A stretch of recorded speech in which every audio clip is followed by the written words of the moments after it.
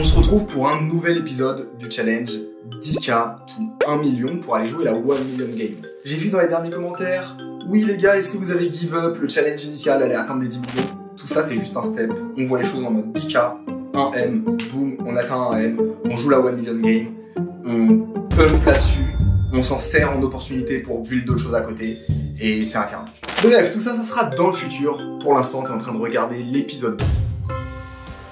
Hier, on a joué au Golden Nuggets avec Hugo, et aujourd'hui, on se rend à un event de boxe. Martin contre Davis. Ce qu'il faut savoir, c'est que moi, je kiffe la boxe, et particulièrement, je kiffe analyser des combats. Et comprendre pourquoi quelqu'un était meilleur que quelqu'un d'autre, c'est juste une passion, et c'est toujours une passion. Hugo, de son côté, il kiffe Gamble. Ce qui fait que depuis 3 ans, on est des betters fous, mais juste sur les combats de boxe. On fait que gagner, genre 80% de nos bets y passent, on est probablement des gros chatards. Vous l'avez compris, quand il y a un event comme ça qui se présente, et qu'il faut faire 1 million, ça va Gamble. On commence sur Puello contre Russell. On mise 300 $ sur ce mec. S'il gagne par décision, on empoche 2100 $ net bénéfice pur. Et parce qu'on est des génies du betting, ce premier pari passe. Plus 2100 $. Vous savez c'est quoi la bonne nouvelle? On a maintenant plus d'argent pour Gamble. Et parce que je suis seulement à moitié un génie, on perd 1000 $ sur d'autres paris un peu random. Et puis le combat principal arrive. Davis contre Martin. On est encore en bénéfice depuis le début. Il nous reste encore 1500 $ disponibles. On décide de tout mettre au milieu. Ce qu'on a fait, c'est qu'on était assez persuadé que Davis allait gagner par KO. Donc on s'est dit, on mise la moitié de ce qu'on a sur Davis qui gagne par KO. C'est une cote à 2, donc on va juste être break-even. Et l'autre moitié, on le mise sur KO round 7 ou round 8. Parce que c'est là où il a le plus probabilité d'envoyer un KO. Finalité de la betting line, c'est que si Davis gagne juste, et ben en fait on break even sur ce bet, donc on finit à 1500 sur le day, on garde nos 1500 de bénéfices. Par contre, si Davis met KO au 7e ou au 8e round, là c'est plus 4500 $ sur le day. Incroyable. Le combat commence et Davis perd les 3 premiers rounds de points. Hugo à ce moment-là, il me dit peut-être qu'on va perdre, peut-être qu'on va perdre. Je suis l'expert du betting. Je suis l'expert du betting, donc je lui dis relax. À partir du 4e round, Davis se réveille en folie. On est on fire. Maintenant, on espère juste que Davis ne mette pas trop Martin KO vite, parce que s'il met KO trop vite, on va break even sur le bet. Alors que s'il met KO round 7 et 8, ça va être incroyable. Donc on est en mode calme-toi, relax. Tu vas le mettre KO, tu vas gagner, t'inquiète pas, mais chill. Et Martin tient jusqu'au 7e round. Mais malheureusement, malgré les meilleurs efforts de Davis, au 7e round, il n'y a pas de KO. Là, on commence vraiment à s'inquiéter parce qu'on se dit, bon, il l'a pas mis KO au 7e round, Martin était assez en forme au 7e round, il y a peu de probabilité qu'il le mette KO au 8e round, et surtout, il y a des probabilités qu'il le mette pas KO du tout et qu'on perde notre bet. Hugo me regarde, je le regarde, et là, je suis en mode, ah, peut-être j'ai le droit de me tromper des fois. Davis coince Martin dans un coin, et avec un mouvement précis, il lui envoie un premier coup net, puis un deuxième. On a besoin du KO maintenant. Si Davis met ce KO, ça sera un boost pour la bankroll, ça nous permettra de faire beaucoup de choses. On croit en toi, fais-le pour le challenge. Et boum! Tout le monde reste silencieux. Tout le monde observe Franck pour savoir s'il va se relever. Quelques secondes passent et c'est clair comme de l'eau de roche. Franck ne se relèvera pas, on gagne!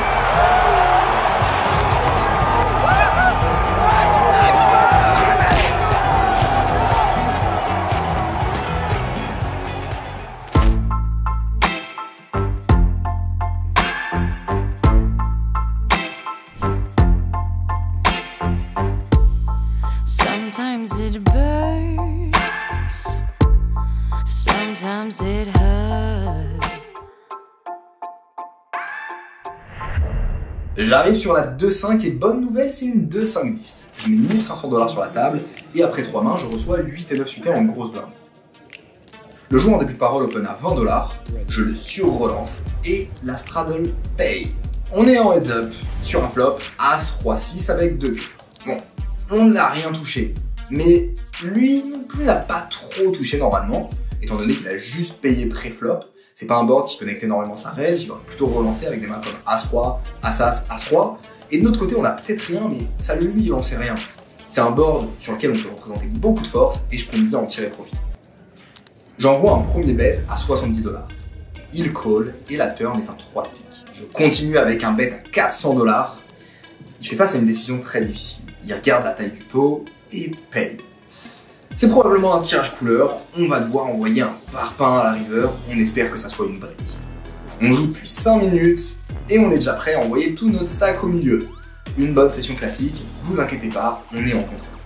La river est un 9 qui ne complète pas les tirages. Et bah, en vrai ici, on a la meilleure main. Il a probablement un tirage couleur, on a une paire. Et s'il avait des paires plus tirage, je pense qu'il aurait naturellement call beaucoup plus rapidement à la turn. Donc ouais, c'est fou, mais je pense qu'on a la meilleure main. Et si on a la meilleure main, on a plus d'intérêt à le laisser bluffer. Je check et il envoie un bet à 300 $. C'est un sizing étrange, mais on a des cotes incroyables. Je vois pas beaucoup de mains faibles à réouvrir le betting, donc j'ai pas trop d'intérêt à faire all-in pour lui faire fold quelque chose d'inférieur. Je call. Call. Et il retourne As-Dame. Bon, pas de chance. Ouais les gars, je rigole quand même. Vous pensez quand même pas que le catcheur expert va perdre un peu comme ça?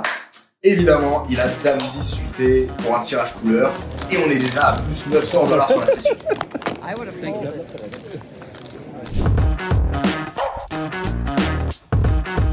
Hugo est à une autre table, j'ai aucune idée de ce qu'il fait. Je lui demande des nouvelles sur Telegram. Et il m'envoie cette. Il a As-Roi au bouton, il relance à 20 $, la grosse blinde paix, le flop est valet 4-3 avec 2 queues. Il mise 15, il fait face à une relance à 60 et call. La turn c'est un as de cœur lui donnant une paire plus tirage couleur max. Donc quand la grosse blinde envoie un bet à 150, Hugo snap call. La river est une dame, la grosse blinde mise 350. Ça représente énormément de force. Le mec a toujours minimum brûlant ou une couleur ici et Hugo ne fold pas. Mais il ne paie pas non plus. Il relance pour bluffer l'adversaire.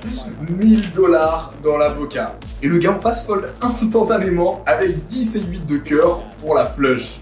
Franchement, bluffer quand l'adversaire représente autant de force, c'est un peu mission suicide, mais c'est passé, donc GG à lui.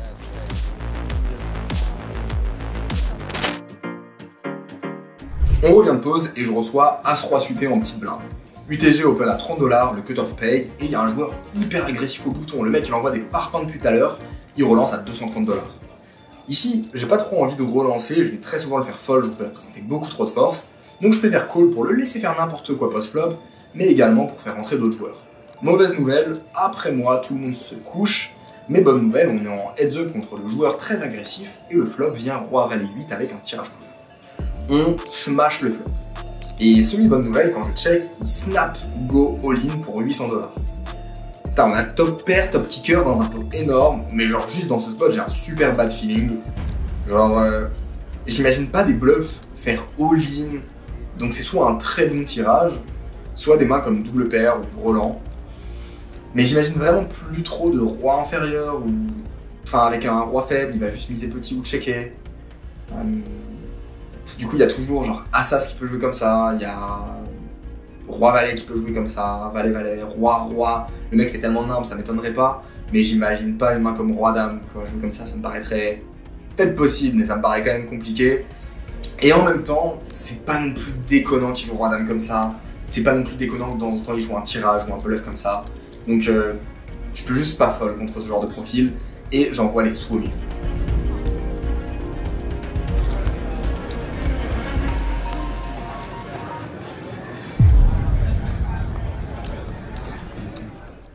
Bon, on est toujours break-even sur la session, c'est pas si terrible que ça. Et je suis card dead pendant des heures. Je ne touche aucun flop. Les joueurs en face mettent de l'argent au milieu, donc c'est très difficile de bluff. J'attends une opportunité, mais rien ne se passe. Et après 5 heures d'attente, je reçois une paire de rois en petite blinde. Enfin, le joueur en début de parole open à 20 $. Je le surrelance à 80 et la grosse blinde paye. Le joueur en début de parole paye également. On est à 3 joueurs, avec un monstre, et le pot fait déjà 240 $. Dealer, cette fois, on a besoin d'un peu d'or. S'il te plaît, tout n'est pas un as. Le flop tombe 9, 6, 5 avec 3 trèfles. On a une overpair et un tirage couleur. J'envoie un bet à 110 $ et les choses prennent une tournure étrange. La grosse blinde me relance à 220 $. Et pire encore, le joueur en début de parole fait maintenant all-in pour 340 $. Si je paye, je ne verrai pas directement la turn parce que la grosse blinde peut maintenant aller à tapis après moi. Et quand il sur-relance sur ce flop, il me bat probablement. Donc soit je suis prêt à mettre 600 $ de plus au milieu, soit je dois me coucher. J'ai joué comme un nid pendant 5 heures. Maintenant, je reçois de loin la meilleure main que j'ai eue depuis le début de la session. J'ai un monstre, il y a beaucoup d'argent au milieu. Mais malgré ça, je dois prendre la meilleure décision.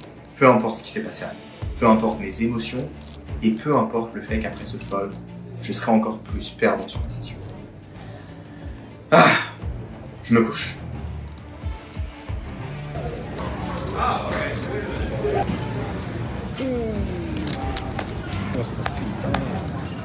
Bon, on a sauvé de l'argent ici. Mais économiser de l'argent, ça ne suffit pas. On est à moins de 1200 $ sur la session. Et franchement, tout le monde est assez profond sur la table. On a juste besoin d'un setup favorable, d'un coup qui va dans notre sens, et on peut remonter positif. Je reçois une paire de 5 au cutoff. Le joueur en début de parole call, je relance à 20 $. Hugo qui est en grosse blinde paye, et le joueur en début de parole fait 2 $. On est à 3 sur un flop, 5, 4, 2 avec 2 trèfles. On a brûlé un max. C'est bien, c'est cool, mais le pot il est vraiment petit et ça va être difficile de prendre beaucoup d'argent. À moins d'un miracle, à moins d'un setup favorable. J'envoie un bet à 50 $. Le joueur en début de parole me relance à 140 $.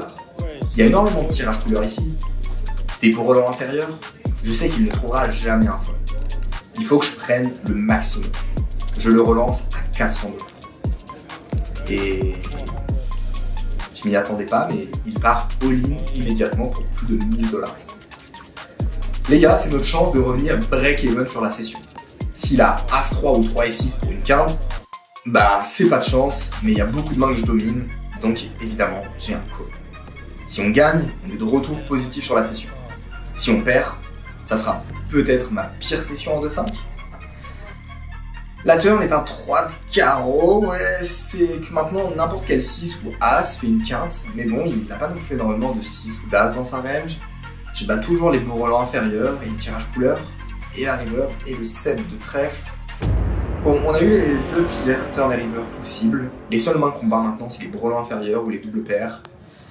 Et il retourne. Dame valet de trèfle. Ouais, il allait à tapis avec un tirage couleur hauteur dame et il a touché la river. Je pense avoir fait tout ce que je pouvais pour jouer de la meilleure des manières. Pour que cette session se passe bien, j'ai fait les bons folds, j'ai fait les bons calls.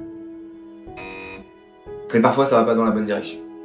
Ce qu'il faut, c'est être fort. Et je suis convaincu d'une chose, c'est que tant qu'on met tous les efforts et tout notre focus dans la bonne direction pendant assez longtemps, à un moment, ça va payer. Peu importe les embûches sur le chemin, on va continuer, on va persévérer et on va attendre cette game à 1 million $. On se retrouve bientôt pour un prochain épisode. Prenez soin de vous. Ciao.